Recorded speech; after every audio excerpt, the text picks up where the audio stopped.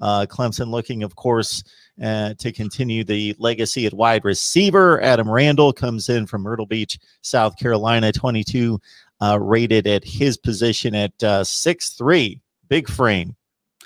Yeah, I was looking up him recently as well. Obviously recruited by Tyler Gresham, who's a guy who's taken over that wide receiver spot after Jeff Scott left for the Bulls in South Florida.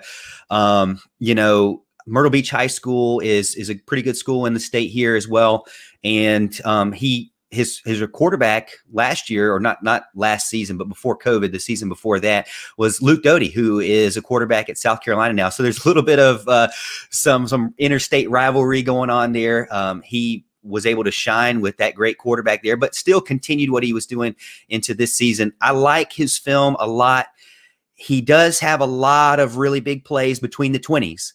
I don't see a lot of big plays in the red zone. So I'd like to see, especially a guy that's 6'3". If you look at that 24/7 composite ranking, he's actually one of the higher. If you remove anybody below 6'3", he's actually one of the higher ones up, I believe 2 or 3 on that list. So as far as a big man, he's pretty high up on the national rankings for wide receivers. So taking out all those little wide receivers out there, there's more slot guys, I guess you could say, not to disrespect them in any way, because I'm a short guy myself. But yeah, I mean, over 1,000 yards consistently, familiar with the spread. He's familiar moving around different positions. I like to see a guy who's familiar with wide receiver screens, but also familiar with blocking. So I think he'll be somebody who can fit in really quickly, you know, and just continue wide receiver.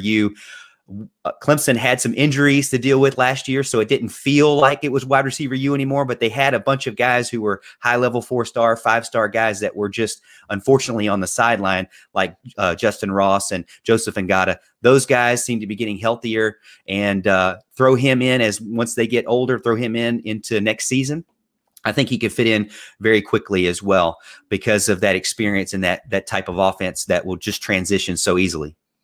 Morgan Thomas with the personnel breakdown for us about a couple weeks into camp there at Clemson. You can join him and the rest of the crew there at the Morgan Thomas Show on YouTube. Morgan, we appreciate you stopping by. Yeah, Mark, I appreciate it. I look forward, hopefully, to getting back on here again.